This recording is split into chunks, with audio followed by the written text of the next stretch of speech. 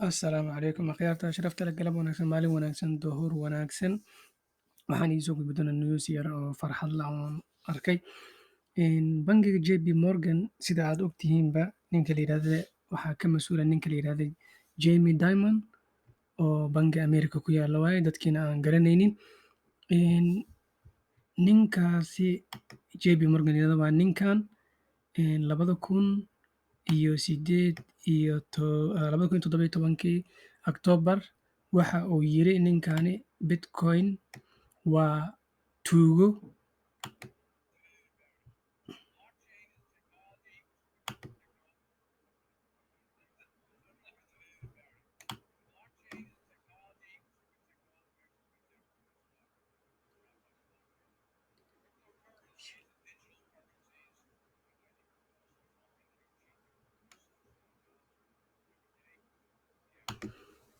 Muhiimaddu waxay tahay wuxuu yiri Bitcoin xilligaas wax jira ma ahan waa fraud wax tuugo eh.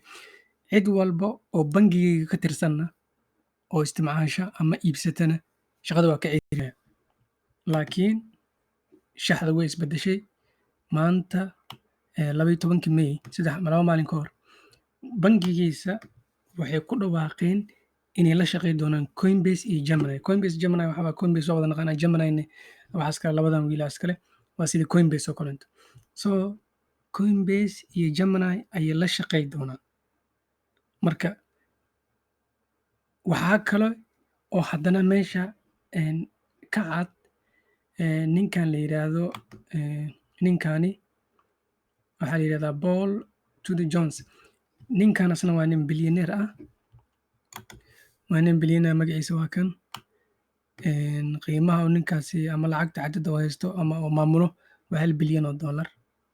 Asagana wuxuu leeyahay Bitcoin waa in hadda la iibsada.